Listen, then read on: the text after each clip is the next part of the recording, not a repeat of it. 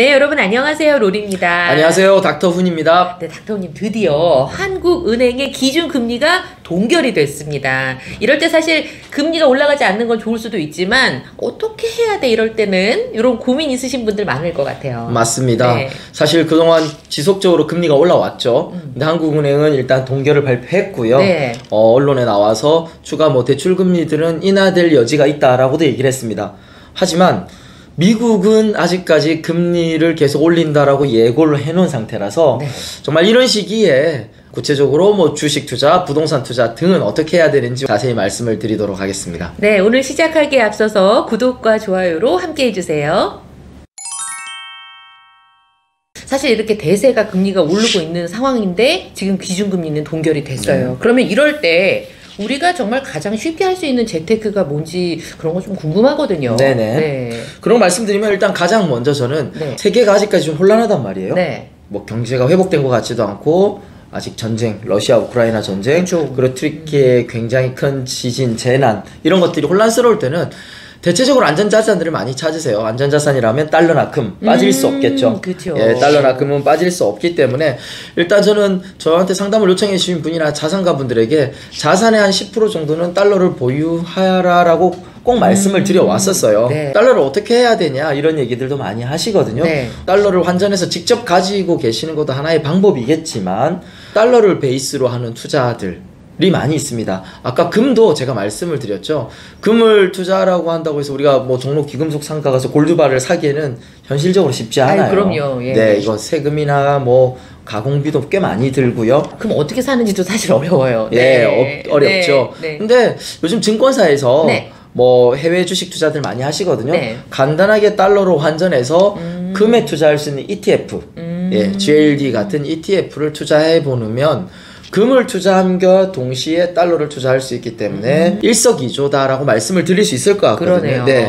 또 달러를 직접적으로 투자하는 뿐만 아니라 저희가 앞서서 몇 번의 영상을 말씀을 드렸는데 QYLD나 XYLD 아니면 리얼티 인컴 같은 고배당 미국 ETF를 투자해 보는 것도 하나의 방법입니다. 목돈을 달러 베이스로 가지고 있으면서요. 달러의 가치가 사실 지금 2월달도 달러가 굉장히 강세가 돼서 많이 올라왔거든요. 그쵸. 소리 소문 없이 1,300원 훌쩍 넘었어요. 동시에 이런 고배당 ETF는 배당이 매월 달러로 들어온다. 달러의 현금 흐름까지 만들 수 있기 때문에 굉장히 좋은 투자라고 할 수 있습니다. 어쨌든 이 안전자산이라고 불릴 수 있는 달러와 금을 좀 생각을 해봐라 이 말씀이신 것 같아요. 맞습니다. 그렇다면은 이쪽 금융 부분 말고 부동산도 또 재테크 분야잖아요. 네네. 부동산은 어떤 게 좋아요? 부동산을 말씀을 드릴게요. 부동산은 이제 금리로 저희가 얘기를 시작했잖아요. 네. 금리를 동결하면서 대출 금리가 떨어질 여지가 생겼다라는 발표를 했어요. 약간 구두 개입으로 통해서 시장의 시중은행들을 좀 압박하는 형세거든요. 이런 많이 올랐어요, 진짜. 맞아요. 대출 이자 때문에 굉장히 많은 분들이 어려워하시는데 맞아요.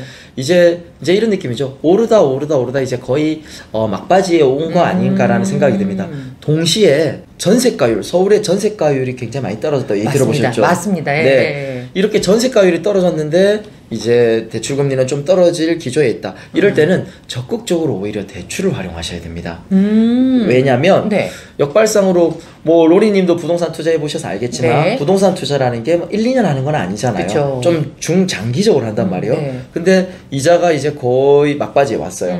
그러면 한 2년 정도의 현금 흐름, 대출 이자나 이런 걸 감안해 놓는다면 오히려 금리가 올랐을 때 결국 나중에 떨어질 걸 감안하면서 부동산 시장은 회복될 수가 있단 말이죠.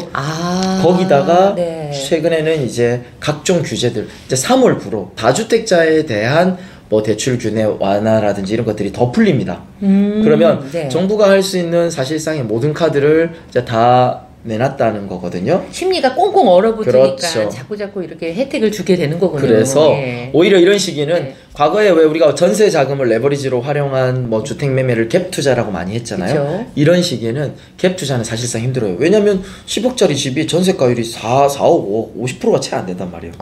쉽지가 않아요. 그쵸. 그럼 나머지 5억의 현금은 쉽지 않다. 그쵸. 하지만 이런 전세보다 대출 기제를 풀어주기 때문에 대출을 활용한 투자를 조금 롱텀에서 보고 한 2년 정도는 대출 이자로 힘들 수 있습니다. 하지만 이겨내고 나면요 순이익이 굉장히 많이 올라가는 구간에 진입할 수 있습니다. 좀 더 구체적으로 구체적으로 얘기를 하면 네. 오히려 전세 가격은 많이 떨어졌단 말이에요. 엄청 떨어졌어요. 그렇죠. 네. 그러면 그동안 내가 좀 살고 싶었던 곳, 학군지나 직주 근접에 원하는 지역이 있으셨다면 맞아요. 적극적으로 이럴 때는 전세로 갈아타기. 전세 갈아타기 하는 그쵸, 거를 그쵸. 하기 딱 좋은 시기죠. 맞습니다. 예. 그리고 네. 대출 규제를 이제 풀린 걸 활용해서 네. 대출을 잘 활용해서 조금 시기적은 어렵지만 상급지 갈아타기를 한다든지 아니면 줍줍이라고 많이 하죠. 네. 무순위 청약들이 이제 전국 단위로 다 규제가 풀린다라는 기사가 쏟아지고 지금 이제 국회 통과를 앞두고 있거든요. 네. 그래서 그런 부분들을 활용해서 좀 투자를 해본다라면 어떨까 싶습니다. 사실 부동산도 하급지보다 상급지가 더 많이 떨어지긴 했더라고요. 예. 많이 올랐기 때문에 많이 떨어지는 거죠. 아울러 어쨌든 부동산 불경기라는 이런 시기적인 특징을 감안한다라고 네. 하면 여전히 경매 물건들, 급급매 물건들 이런 것들을 활용하는 것들은 나쁘지 않습니다. 최근에 이제 워낙에 부동산 가격이 낮아진 상태에서 경매가 나오니까 맞습니다. 할인된 거를 또 할인하는 느낌이군요. 맞습니다. 경매의 흔히 네. 말하는 경매 절차 과정상 우리가 네. 지금 나오는 물건들이 네. 보통 통상 한 6개월은 더 전의 물건들이거든요. 그쵸. 그럼 이제 저희가 부동산 침체로 본격적으로 들어선 지 한 1년 정도 됐지 않습니까? 그럼 이제 작년 이제 중반기 이후에 나오는 물건들이 이제 네. 앞으로 쏟아질 거고 그거를 반증하는 게 경매 지금 물건보다는 예정 물건들이 굉장히 많이 쌓여가고 있어요. 여기 알짜 물건들도 많아요. 그러면 마찬가지로 금리는 조금 부담스럽지만 경매 낙찰 대출 이렇게 결국 대출을 활용한 부동산 투자 전략은 여전히 유효할 수 있다라고 말씀드릴 수 있습니다. 네, 부동산 얘기까지 들어보니까 진짜 막 뭔가를 하고는 싶어요. 막 레버리지도 활용해 보고 싶고 경매에도 직접 한번 참여도 해보고 싶고 그런데 사실 불인이 여러분들한테는 조금 어려울 수 있거든요. 맞습니다. 예, 좀 더 쉬운 방법도 한번 추천을 해주세요. 네. 정말 이렇게 뭐 투자에 관한 방법들을 말씀드렸지만 정말 네. 주식 투자, 해외 주식 투자, 부동산 어려울 수 있습니다. 그러면 좀 현금 위주의 전략은 어떻게 하면 좋은지를 말씀드리면 아주 답은 정해져 있습니다. 아까 우리가 역사상 정말 근 10년 이내에는 가장 고금리 시기거든요, 지금. 맞아요. 그러면 아직도 잘 찾아보면 5, 6%대 예금 특판 이자들이 있어요. 그러네. 네. 그러면 현금 가지고 계시는 분들은 고민하지 마시고 이런 예금들을 활용해 보는 것도 하나의 방법일 수 있습니다. 그래서 저희가 최근에는 특히 예금에 관한 네. 컨텐츠들을 많이 알려드렸었거든요. 한국은행의 금리는 어쨌든 쭉 올라오다가 멈췄단 말이죠. 이런 네. 시기에는 목돈을 한 번에 뭐 이렇게 묶어두지 마시고 또 사람이 살다 보면 또 돈이 언제 필요할지 모르잖아요. 그래서 저는 고금리 예금을 활용하되 목적 자금별로 1년, 2년, 3년 나누어서 아주 내가 정말 이 정도는 안 쓸 것 같다. 그러면 지금 고금리 예금, 고금리를 잡아서 3년짜리 장기로 묵혀두는 거죠. 그러면 아니 1년에 5%만 이자를 받아도 3년이면 15%예요. 작지 않죠. 고정금리로. 네. 예금 이자는 예금을 들어갈 때 보통 고정이 되기 때문에 작지 않고요.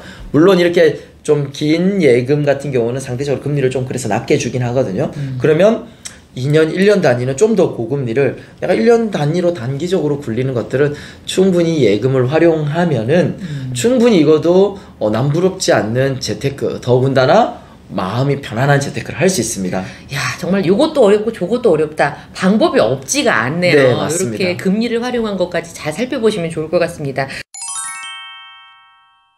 오늘은 닥터우님과 함께 이렇게 금리 동결시할 수 있는 재테크라는 주제로 달러와 금을 활용한 배당주 투자, 그리고 부동산에서는 또 대출을 활용한 갈아타기, 전세 전략 이런 거 알아봤고요. 마지막으로 고금리 예금을 잘 활용하면 좋다라는 얘기까지 한번 들어봤습니다. 여러분 사실 언제나 우리 쉽진 않잖아요. 네. 예, 금리가 동결되건 고금리건 우리는 항상 어려운 시기이기 때문에 항상 이 시기에 맞는 어떤 게 제일 나에게 좋을까? 꼼꼼하게 따져보시고요. 여러분 부자 되시기 바랍니다. 저희 더 알찬 컨텐츠로 다음에 찾아올게요. 고맙습니다. 감사합니다.